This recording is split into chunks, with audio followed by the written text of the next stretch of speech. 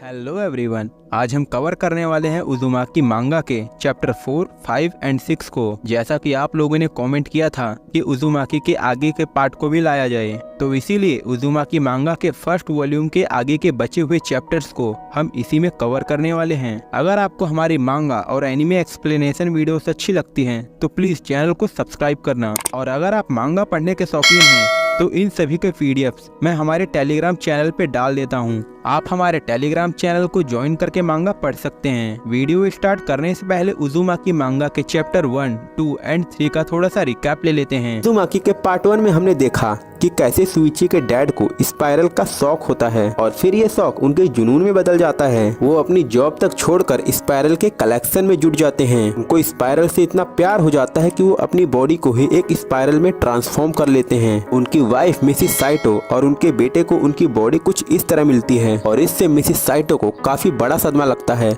और वो हर स्पाइरल चीज को अपने पति की डेड बॉडी से जोड़कर देखने लगती हैं। मरने के बाद उनका पति उन्हें अपने पास बुलाने लगता। मिसिस साइटो को स्पाइरल से फोबिया हो जाता है, मतलब उनके दिल में एक तरह का खौफ बैठ जाता है और वो अपनी बॉडी से सभी स्पाइरल्स हटा लेती हैं, जैसे कि अपने सर के बाल, अपने फिंगरप्रिंट्स वाली उंगलियां। और जब उन्हें पता चलता है कि हमारे कान के अंदर भी स्पाइरल होता है तो वो कैंची से अपने कानों पे भी कई बार घोंप घोंप के वार करती हैं और इस वजह से उनकी मौत हो जाती है। अब चैप्टर 3 में हम देखते हैं जब किरी स्कूल जाना शुरू करती है तो हाई स्कूल में उसकी दोस्ती अजामी कुरुटामी से हो जाती है, जो कि मिडोरियामासी से आई थी। और अजामी लुक्स में काफी ज्यादा ब्यूटीफुल होती है। जैसे जैसे समय बीतता है लोगों के बीच एक अफवाह फैलने लगती है। किरी अपनी सहेलियों के साथ बैठी होती है। एक लड़की कहती है कि क्या तुम अभी भी अजामी के साथ रहती हो? अगर हो तो तुमको उसके साथ नहीं रहना चाहिए। किरी पूछती है पर ऐसा क्यों? ऐसा इसलिए क्योंकि वो बॉयज को अपने लुक से अट्रैक्ट करती है और जब लड़के उसके पीछे पागल हो जाते हैं तो वो उसको छोड़ देती है। लोग तो ऐसा कहते हैं कि उसके पास एक मैजिकल पावर है, एक मैजिकल पावर जो कि लड़कों को अपनी तरफ अट्रैक्ट करती है। किरी इंट्रोड्यूस करवाते हुए बोलती है, सुइची यह है मेरी क्लासमेट अजामी कुरुटानी। हेलो, तुम मुझे अजामी कह के बुला सकते हो। उसको देखते ही लड़के को होश उड़ जाते हैं, उसको हार्ट अटैक आ जाता है। उसके चेहरे पे पसीना और दिमाग सुन्न और ठंडा होने लगता है। उसका डर बिल्कुल बाहर तक झलक रहा था।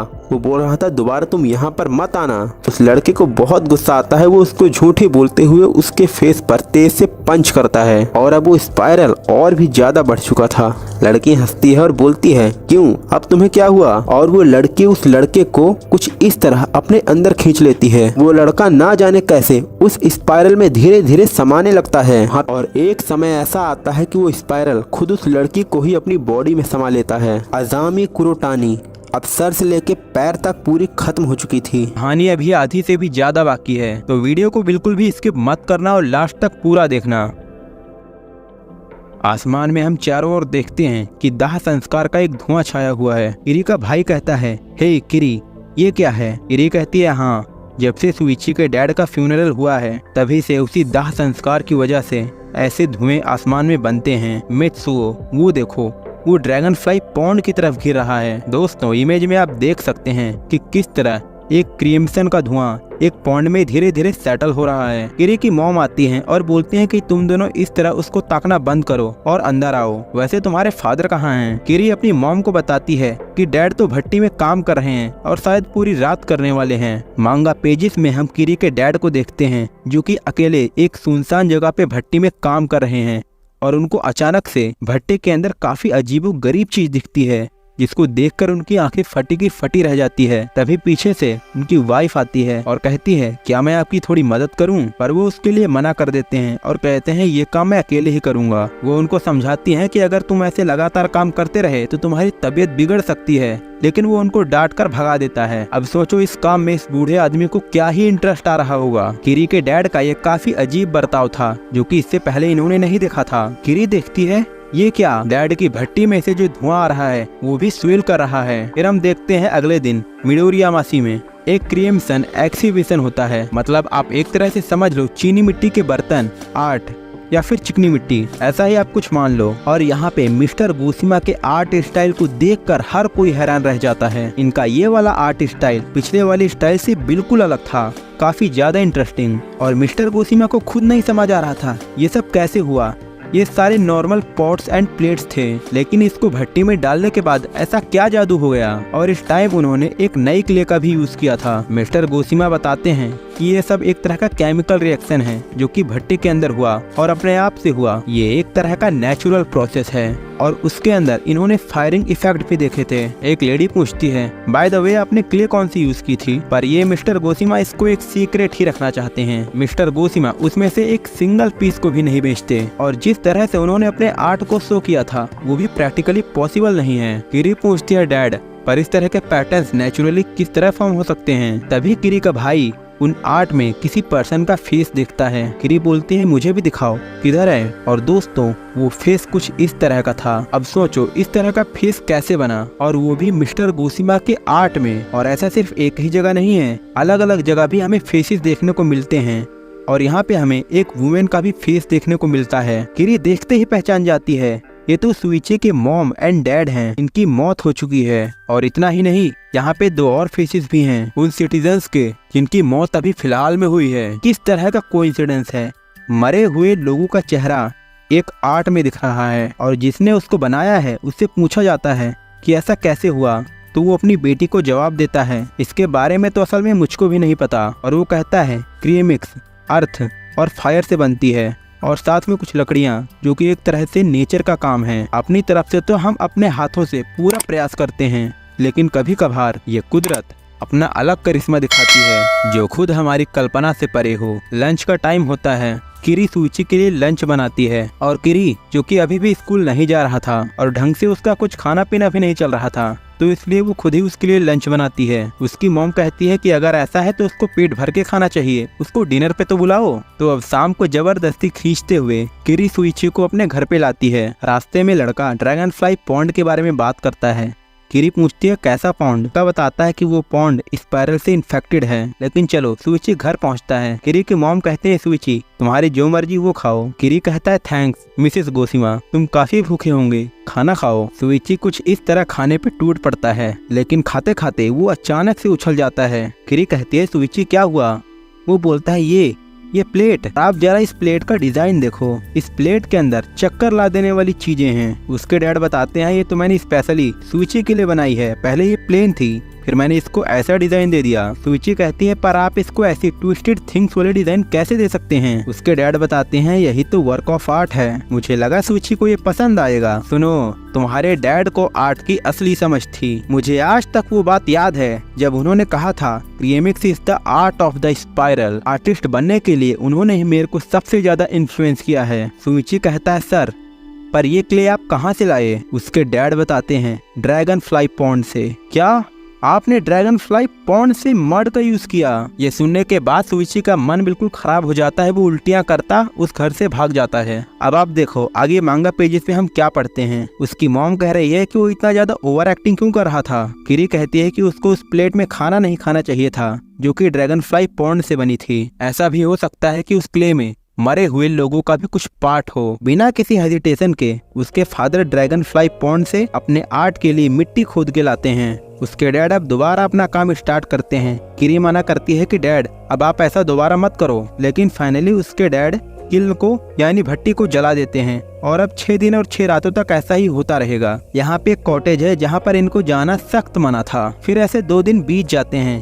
किरी सुबह उठती है और देखती है कि सच में उसके डैड पिछले 2 दिनों से सोए नहीं हैं। अगर उन्होंने झपकी ले ली तो फिर शायद हो सकता है कॉटेज में आग लगने का भी खतरा हो। किरी अंदर जाती है और देखती है कि उसके डैड तो सो रहे हैं, लेकिन वो देखती है भट्टी के अंदर ये सब क्या हो रहा है। भट्टी के अंदर वो कुछ ऐसा करिश्मा देखती है जिसको अब मैं आपको दिखाने वाला हूँ। देखो मरे हुए लोगों के ऐसे चेहरे,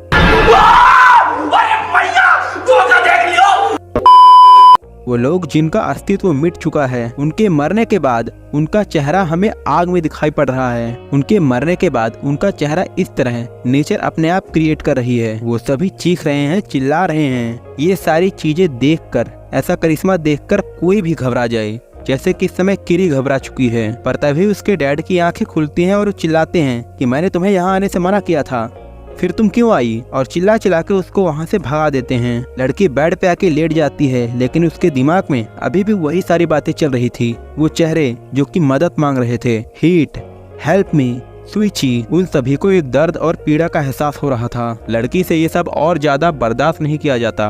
वो सुइची के पास कॉल करती है और दूसरी साइड से सुइची की आवाज ढंग से नहीं आ रही थी। वो कहता है कुछ नहीं, कोई प्रॉब्लम नहीं है। लड़की कहती है कि नहीं, तुम झूठ बोल रहे हो, अगर कोई प्रॉब्लम है तो बताओ। लड़की को लेकिन कॉल पे किसी और की भी आवाज आ रही थी। लड़की को समझ आ जाता है कि सुइची झूठ बोल रहा है। उसको किसी और के भी चीखने चिल्लाने की आवाजें आ रही थी। किरी अब धीरे धीरे और डिप्रेशन में जाने लगती है। तभी वो देखती है कि उसके पास सुइची आया हुआ है। वो पूछते है तुम यहाँ क्या कर रहे हो। वो आया है और मिस्टर गोशिमा से बात कर रहा है कि मुझे आपके किल भट्टी के अंदर झांकने दो। उसके अंदर से कोई मुझे पुकार रहा है। भट्टी के अंदर कोई है, आप मुझे जाने दो।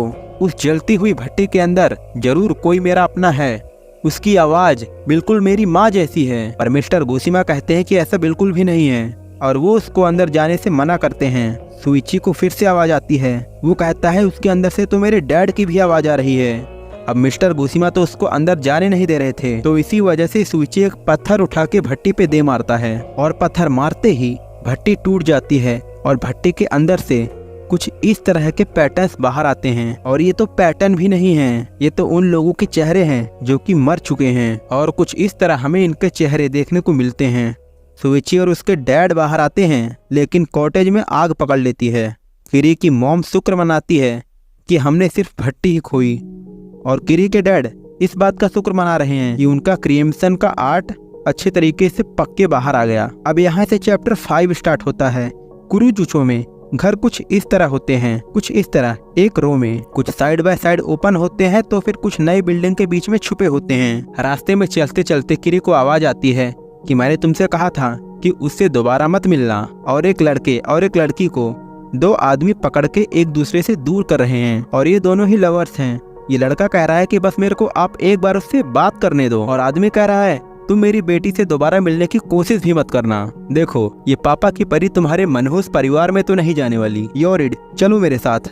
और एक का नाम है योरिको। अब ये ब्लैक शर्ट वाला लड़का इसको मारता है, ये बोलकर कि तुम दोबारा इस तरह से मेरी बहन से बात मत करना। लड़का वहीं पे बेहोश पड़ा होता है और वो लोग लड़की को ले जाते हैं। उस लड़के के पास सुइची आती है, कहती है तुम ठीक तो हो ना। ये बोलती है कजुनोरी, ये मैं हूँ किरी। अब आगे लड़का इसको अपनी प्रॉब्लम बताता है कि वो भी हमारी तरह एक रो में रहते हैं, लेकिन हमारे अपोजिट एंड्स हैं और हमारे परिवार की तो हमेशा से ही दुश्मनी रही है। लेकिन मैं और येरुको एक दूसरे से प्यार करते हैं। हमारे परिवार हमको एक साथ नहीं देखना चाहते। हमसे जो कुछ भी हो सकता था हम कर चुके हैं और अब कुछ भी काम नहीं आया। कजुनोरी निशिकी एलिमेंट्री स्कूल से ही मेरी क्लासमेट रही है। यहाँ हम पढ़ते हैं। वो खंडर जैसे घरों में रहता था और ये अच्छा भी था, तो फिर मालिक ने इसको किराए पे दे दिया। और जब वो कुरुजुचो को रवाना हुए, काजुनोरी फैमिली इस बिल्डिंग में आ गई जहाँ पे गरीब परिवार रहते थे। हर कोई उसे बस गरीब परिवार के घर के नाम से जानता है। कमाल की बात है। क्या कमाल की बात है? अरे यही हमारी लोक कथाएं। यहाँ पे इनके प्यार में शायद से गरीबी का झंझट है। अब दोनों ये बातें करके वहाँ से चले जाते हैं। अब हम आगे सीन देखते हैं लड़की के घर का, जहाँ से जोर जोर से आवाजें आ रही थी कि कजुनोरी, मैंने तुमको उस लड़के से मिलने से मना किया था। और यहाँ उस लड़के के डैड भी उनको सबक सिखाने के बारे में प्लान बना रहे हैं। उन्होंने उसके बेटे को काफी बुरी तरीके से मारा है। उसकी माँ इलाज कर रही है। इसकी माँ चिल्लाती है कि मेरे बेटी की नौकरी लग जाए तो ये तुम जैसों के पीछे पड़ेगा ही नहीं। और बस एक दीवार का ही फासला था, गाली गलोच होना तुरंत शुरू हो जाती है। वो एक दूसरे के अपोजिट एंड पे थे, तभी ना जाने कैसे वो साफ साफ एक दूसरे की आवाज सुन सकते थे। अब ये दोनों परिवार वाले आपस में लड़ाई जारी रखते हैं। लड़का बोलता है कि चुप हो जाओ, अब मैं ये सब और बर्दाश्त नहीं कर सकता। I love Yoriko. लड़का अब घर से बाहर जाता है और लड़की भी घर से बाहर आती है। लड़की को उसके डैड पकड़ के घर के अंदर खींचने लगते हैं और लड़के को भी उसके घर का कोई सदस्य अंदर खींच रहा है। अब ये दिन तो गुजर जाता है। किरी ये बातें सुइची को बताती है। काश उनका कोई सॉल्यूशन निकल जाए। अब लड़का इसके पीछे रीजन बताता है कि उनके जो घर हैं वो स्पाइरल से श्रापित हैं और स्पाइरल ने उनकी सोल अंतरात्मा को ही ट्विस्ट कर दिया है। और अगर तुम्हें मेरी बात पे भरोसा है तो ये भी मान लो कि वो घर भी उसका एक हिस्सा है और उसके घर के अंदर रहने वाले सारे लोग बर्बाद हैं। तो किरी, तुम्हें नहीं लगता कि तुम्हें और मुझे ये टाउन छोड़ देना चाहिए? हम आधी रात को ही भाग जाएंगे। लड़की को इस सारी बातों से काफी ज्यादा शौक लगता है। लड़की को कुजुनारी और योरिको की काफी ज्यादा चिंता थी। कुछ दिनों बाद वो वापस देखती है, घर के सामने दो परिवार फिर लड़ झगड़ रहे हैं। एक के डैड बोलते हैं कि मैंने तुमको कहा था कि अपनी बेटी को बांध के रखो। दूसरा कहता है तुम अपने बेटे पर ध्यान क्यों नहीं रखते?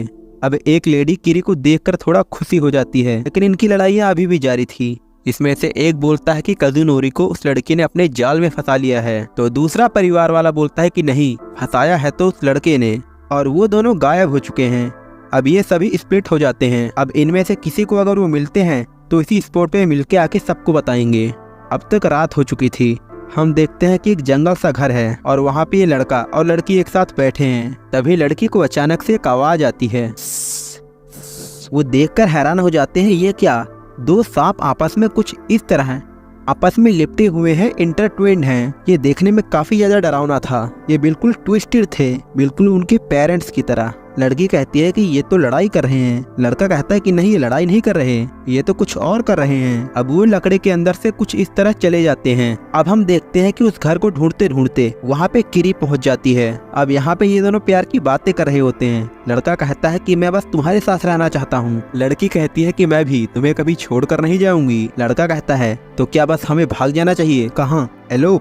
लड़का कहता है हाँ, वहीं पे। चलो। फिर इसी वक्त कुरुजुचो को छोड़ देते हैं। लड़की कहते हैं कि मैं वहीं जाऊंगी जहाँ तुम मुझे ले जाओगे। लड़का कहता है ठीक है, तो हम अगली सुबह निकल जाएंगे। किरी ये सब देख रही होती है और सोचती है अब इनका क्या होगा। और तभी लड़के और लड़की के घर वाले भी उसको ढूंढते हुए वहाँ पहुँच जाते हैं। आते ही वो सबसे पहले लड़के को पंच करते हैं और अपनी बेटी को वहाँ से ले जाते हैं। वो उसको कुछ इस तरह पंच करते हैं कि उसका आधा शरीर मुड़ जाता है। वो कुछ इस तरह जमीन पे पड़ता है।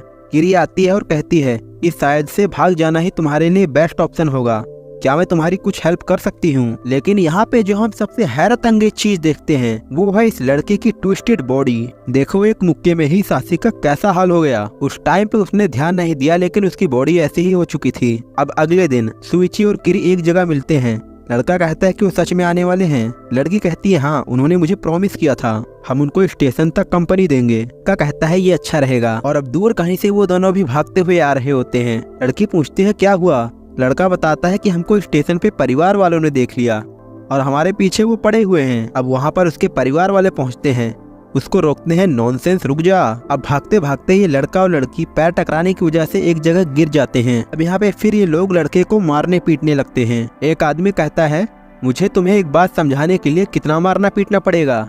लड़की कहती है कि कजुनोरी, हम इनकी वजह से दोबारा बिछड़ रहे हैं। लड़का कहता है इस बार नहीं योरिको, अब पहले की तरह ही करना होगा। तभी अचानक से लड़का अपनी बॉडी को कुछ इस तरह ट्विस्ट करता है। ये देखकर दोनों परिवार वालों की आंखें फटी की फटी रह जाती हैं और इनके सपोर्टर सुइची और किरी ये भी हैरान रह जाते हैं। और सिर्फ लड़के की नहीं, लड़की की बॉडी को भी आप देखो, कुछ इस तरह वहीं पे ट्विस्ट होने लग जाती है और धीरे धीरे इनकी बॉडी कुछ इस तरह ट्विस्ट होते होते इतनी लंबी हो जाती है। अब सोचो ऐसा रियल लाइफ में हो तो कैसा सीन होगा। लड़का लड़की से हाथ मांगता है और उनके हाथ पकड़ते ही उनकी बॉडी भी कुछ इस तरह ट्विस्ट हो जाती है और इनकी बॉडी आपस में कुछ इस तरह ट्विस्ट हो जाती है, मर्ज हो जाती है। लड़के का डैड इसको टच करता है तो वो देखने में बिल्कुल स्टील वायर की तरह हार्ड थी। लड़की कहती है स्टॉप इट फादर, अब हम कभी अलग नहीं होने वाले, कभी भी नहीं। ये आखिरी पल था जब हमने उनको देखा था और इसके बाद वो सभी समुद्र में समा गए। अगर आपको वीडियो पसंद आ रही हो तो वीडियो को लाइक करना और चैनल को सब्सक्राइब करना। और अब यहाँ से स्टार्ट होता है उजुमाकी का चैप्टर नंबर 6। अब ठीक अगले दिन एंड्रिल से स्लिप होकर एक लड़की की मौत हो जाती है। यह लड़की उस टाइम पे एरोबैटिक्स कर रही थी, शो ऑफ कर रही थी लोगों की अटेंशन के लिए, और अब इसके चारों ओर लोग इसको अटेंशन दे रहे हैं। किरी इस लड़की जिसका नाम सेकिनो है उससे बात करती है। वो कितना खौफनाक था, वो बस एक पागलपन था, उसको ऐसा करने के बारे में सोचना भी नहीं चाहिए था। अब ये लड़की किरी से बताती है सोचो कैसा लगता होगा जब लोग आपको अटेंशन देते हैं। किरी कहती है नहीं। अब इस लड़की को थोड़ा जुनून सवार होता है। ये कहती है कि मुझे स्टैंड आउट करना है, मुझे अच्छा लगता है जब लोग मेरी ओर देखते हैं। किरी कहती है मुझे तो मालूम ही नहीं कैसे लोगों से अटेंशन छीने। और कुरुजू शहर में अब धीरे धीरे हर कोई स्ट्रेंज एक्ट करने लगा था। लड़का फिर छत से कूद के मरता है और फिर उसके अगले दिन एक और एक्सट्रीम केस आता है। सुइची कहता है ना जाने क्यों ये लोग अटेंशन के लिए इतना जोखिम लेते हैं। लड़की को समझाते हुए सुइची बताता है कि ये टाउन स्पाइरल से कंटेमिनेटेड है, शहर में स्पाइरल का श्राप है। किरी कहती है नहीं, दोबारा ऐसा मत बोलना, इस अटेंशन का स्पाइरल से क्या लेना देना है? क्या तुमने देखा नहीं ये सब मैस्मरिज्म के बारे में है। उन दोनों के पास लोगों को अट्रैक्ट करने की पावर है। स्पाइरल लोगों को मोहित कर देता है। लोगों की आंखें लगातार स्पाइरल के सेंटर तक गड़ी रहती हैं, एक टकटकी। और शायद यही वो कारण भी होगा कि जो लोग स्पाइरल से पोसेस होते हैं उनको लोगों के अटेंशन की जरूरत होती है। तो तुम्हारे कहने का क्या ये मतलब है कि वो स्पाइरल की वजह से मारे गए? हाँ बिल्कुल, और सिर्फ वो ही नहीं, और लोग भी उससे ऑब्सेस्ड हैं। लड़की कहती है कि शायद से सीकनो भी अब उसी का शिकार है। सुइची कहता है देखो तुम्हारे बाल थोड़े लंबे नहीं हो रहे, तुमको एक हेयर कट लेना चाहिए। अगले दिन किरी अपने बालों को नोटिस करती है। वो स्कूल जाती है। देखने से ऐसा लगता है कि लोग उसको अटेंशन दे रहे हैं, सब उसी की ओर देखे जा रहे हैं। पीछे से उसकी दोस्त आती है। वो बोलते हैं तुमने अपने बालों पे क्या करवाया? तभी किरी नोटिस करती है ये क्या, इतने सारे स्पाइरल, तुमने ये कर्ल्स कहाँ से करवाए, जरा बताओगी? क्लास में टीचर पढ़ा रहे होते हैं। तभी किरी के बालों में से रबर बैंड छूटता है। बालों की लेंथ इतनी जल्दी बढ़ जाती है और फिर वो सभी स्पाइरल बन जाते हैं। ये सब देखकर उसकी दोस्त और सारे क्लासमेट्स हैरान रह जाते हैं। अब किरी वहाँ से ब्यूटी सैलून जाती है। बताती है कि मुझे कुछ समझ नहीं आ रहा, मैंने अपने बालों को भी कुछ नहीं किया। अब ये इसके बालों को काटने लगती है। लड़की कहती है कि मुझको इस तरह के स्टफ अपने बालों पे नहीं चाहिए। अब भाई देखो यहाँ पे लड़की बाल काटने ही वाली होती है, तभी इसकी चोटी किस तरह बढ़ने लगती है। ब्यूटी सैलून में हमें कुछ इस तरह का करिश्मा देखने को मिलता है। इसके बाल तो किसी बेन 10 के एलियन की तरह ट्रांसफॉर्म होने लगते हैं। इसकी ग्रोथ अचानक से इतनी बढ़ जाती है और अब ये खुद किरी का गला दबा के उसकी जान लेने की कोशिश करते हैं। जब लड़की इस बालों को किसी तरह बांध लेती, ये दोबारा इसी हालत में आ जाते। ये इसको कितना भी कंट्रोल करे, ये दोबारा इसी हालत में आ जाते थे। और इसके घर वालों को भी कुछ समझ नहीं आ रहा था। इन बालों की स्पाइरल को देखकर लोग हिप्नोटाइज हो रहे थे, यहाँ तक कि खुद उसके मॉम एंड डैड भी। अब आपको बात समझ आ रही होगी कि इसके बालों में भी मेमोराइजिंग की पावर है और यही तो क्राउड को इकट्ठा कर रही है अपनी ओर। मांगा में आप ये इमेजेस देखो, खुद इसकी दोस्त तक नहीं बची और इसके हेयर कॉन्स्टेंटली अपनी शेप चेंज करे जा रहे हैं और इसका मकसद है लोगों को अपनी ओर और भी ज्यादा अट्रैक्ट करना। एक आदमी कहता है गुसीमा ये सब क्या है, अपने बालों को ठीक करो। अपने आप उस बालों का एक स्पाइरल आके उस आदमी को हिप्नोटाइज कर देता है। अब किरी के साथ बस इसकी दोस्त चल रही थी, लेकिन इसकी दोस्त को भी अंदर से इसके लिए जलन हो रही थी। उसको उसकी हालत से घंटा फर्क नहीं पड़ता, बस उसके लिए अटेंशन मैटर करता है। और अब ये लड़की धीरे धीरे अपनी बॉडी पे अपना कंट्रोल भी खो रही थी। अब स्कूल के बाद इसके हेयर इसको स्टेशन पे ले जाते हैं कि वो और भी ज्यादा ऑडियंस को अपनी ओर अट्रैक्ट कर सके। स्टेशन पे वो लड़की अकेले खड़ी थी और सैकड़ों लोग उसको घूरे जा रहे थे और इसी भीड़ में सुइची भी था। ये लड़की एक जगह बैठकर रोने लगती है, सुइची, और सुइची यहाँ पे भागा जा रहा था। लड़की कहती है ये सब इसी टाउन की वजह से हो रहा है, ये सच में स्पाइरल से कर्स्ड है। समय मेरे पास बिल्कुल भी ताकत नहीं है, ये बाल मुझसे मेरी सारी एनर्जी छीन रहे हैं। और उसके बाल लगातार बढ़े ही जा रहे थे और बस बढ़े ही जा रहे थे। गुड मॉर्निंग किरी, लुक एट मी। अब भाई देखो इसकी सहेली के पास भी ना जाने कैसे ये बाल आ गए, अब सेकिनो के पास ये बाल कैसे आए। ये लड़की कहती है देखो अब मैं भी तुम्हारी बराबरी पे आ चुकी हूँ, मैं तुमसे नहीं हारने वाली। और उस दिन स्कूल एक बैटल फील्ड में बदल चुका था। स्टूडेंट और टीचर्स अपना काम छोड़कर उन दोनों की लड़ाई देख रहे थे, उन दोनों की बालों की लड़ाई। अब यहाँ पे इनकी लड़ाई थी कि इनमें से किसी एक को ही इतनी ज्यादा टेंशन मिलनी चाहिए, जो कि सेकिनो का मानना था। हालत दोनों की ही खराब है। सेकिनो किरी का गला दबाती है अपने बालों की मदद से। अब बीच में जान बचाने के लिए कैंची लेके सुइची पहुंच जाता है और ये उसके बालों को काट देता है और ये किरी के बालों को भी काटने की कोशिश करता है, लेकिन ये खुद उस स्पाइरल में जाने लगता है। किरी के बालों की शेप कुछ इस तरह बदल जाती है और इसकी दोस्त सेकिनो अब जश्न मनाने लगती है। इस बात का जश्न कि उससे ज्यादा अट्रैक्टिव अब इस टाउन में कोई नहीं है। हमारे टक्कर में एक आध थी और वो भी चली गई। और अब ये लड़की